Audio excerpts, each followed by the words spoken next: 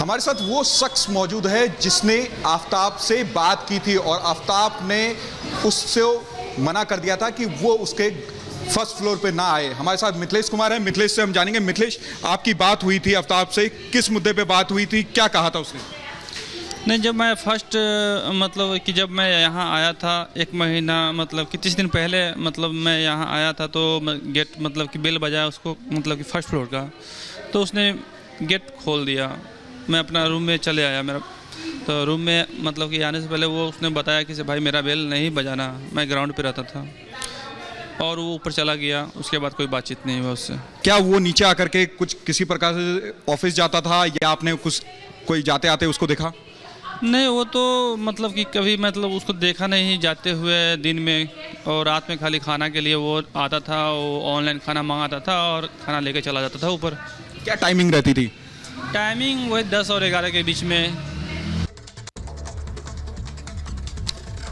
तो psycho killer Aftab की कारगुजारियां हर वक्त बड़ा खुलासा हो रहा है। 2.5 घंटे तक दिल्ली पुलिस की टीम इन्हीं जंगलों की खाक छानती रही। 10 डीएनए सैंपल्स बरामद किए हैं, जिसके इन्वेस्टिगेशन के लिए उन डीएनए सैंपल्स को लैब में भेजा जाएगा। लेकिन जरा तस्वीर देखिए कि रात के अंधेरे में 2 बजे आफताब यहां पहुंचता था और पॉलिथीन बैग में बॉडी को रखता, उसके अंदर एसिडिक पाउडर डालता और उसके बाद इन जंगलों में अलग अलग इलाकों में उस बॉडी पोर्शन को फेंकता था। 2.5 घंटे तक पुलिस यहां पर थी। 35 टुकड़े श्रद्धा की बॉडी के किए थे इस साइको किलर ने और इन्हीं जंगलों में उसे डिस्पोज ऑफ किया। लेकिन बड़ी बात यह है कि क्या अकेले उसने इस काम को अंजाम दिया या फिर उसके साथ कोई और था, और क्या इससे पहले भी इस तरह के मर्डर को वो अंजाम दे चुका है? रिपब्लिक भारत में जब थाने से पुलिस उससे निकल रही थी, रिपब्लिक भारत ने बार बार उससे सवाल पूछे कि उसने मर्डर क्यों किया, क्या वजह थी, उसने क्या कुछ कहा है। आइए आपको जल्दी से सुनवा देते हैं।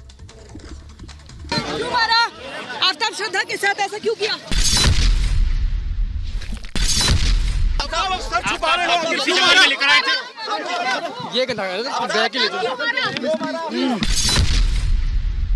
आफताब पछतावा है, आफताब पछतावा है, आफताब कितना पछतावा है? मुंह छिपाने से क्या होगा? आफताब जवाब दो, आफताब जवाब चाहिए।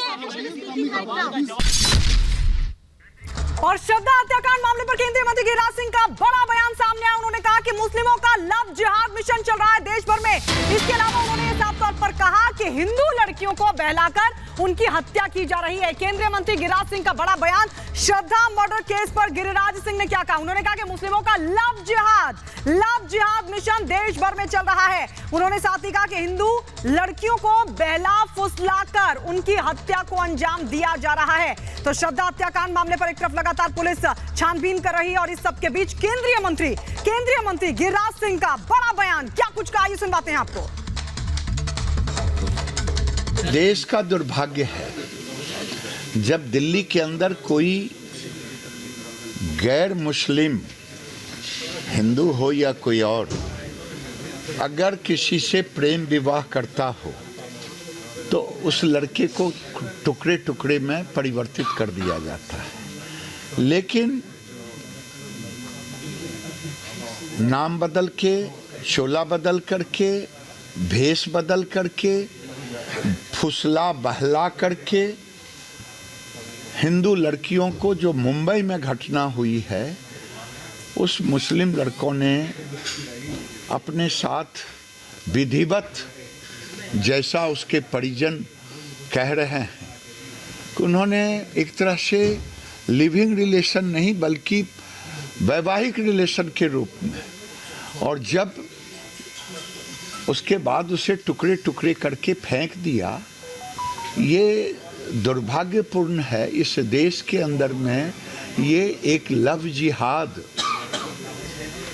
एक तरह से मिशन चल गया है मुस्लिम का। लव जिहाद, लोगों को ठगना, हिंदू लड़कियों को बहला फुसला करके अपने साथ जोड़ना और जोड़ करके और फिर उसे इस ढंग से या तो छोड़ देना या मौत के घाट उतार देना, ये दुर्भाग्यपूर्ण है।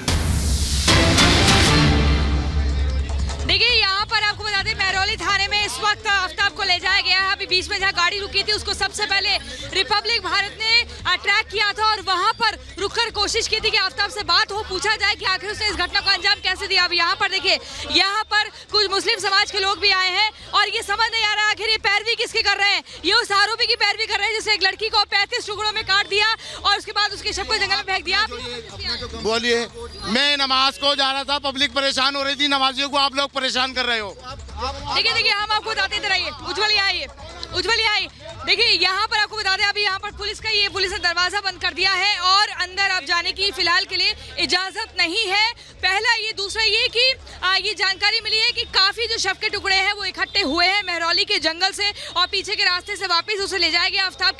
किलर आफ्ताब को जिस गाड़ी में जहाँ बीच रास्ते में रुकी हुई थी वो तस्वीरें, वो विजुअल्स भी हमने भेजे हैं और वहां पर हमने फिर से कोशिश की थी कि आफ्ताब से बातचीत हो पाए, ये पता लगाया जा सके कि आखिर उसने इस घटना को जो अंजाम दिया उसके पीछे क्या मनोदशा थी, क्या मंशा थी, क्या उसे पछतावा है या नहीं। लेकिन फिर से वो गाड़ी वहां जल्दी से आती है और थाने में अब थाने में है, यहाँ कस्टडी में है, 5 दिन की कस्टडी में रहेगा यहाँ आफ्ताब। 2 धाराएं मुख्य तौर पर लगी हैं जिसमें 302 और 201 है और अब लगातार सवाल जवाब होंगे।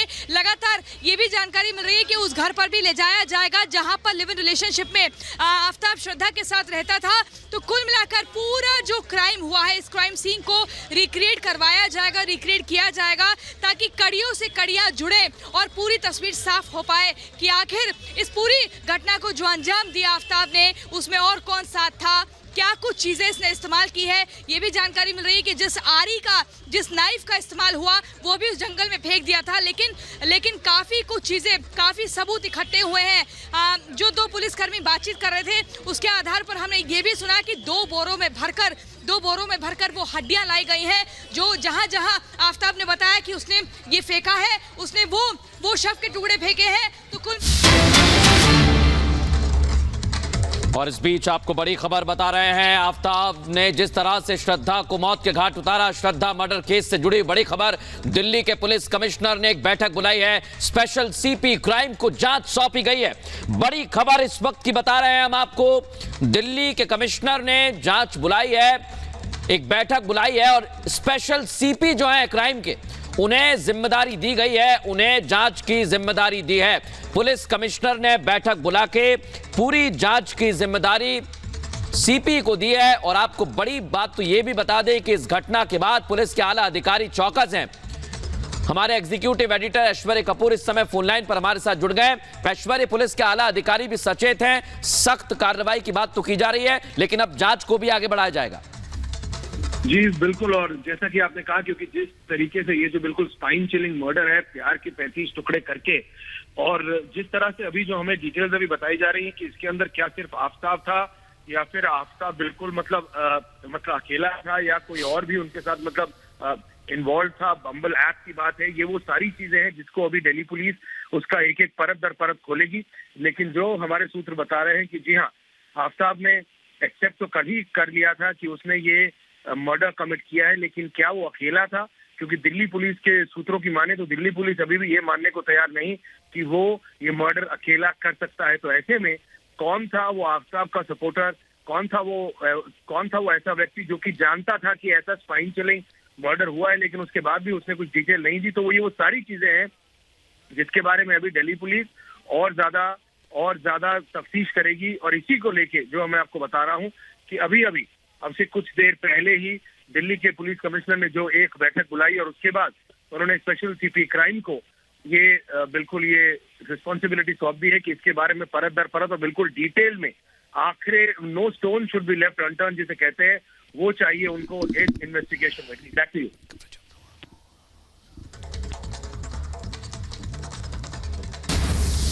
तो रिपब्लिक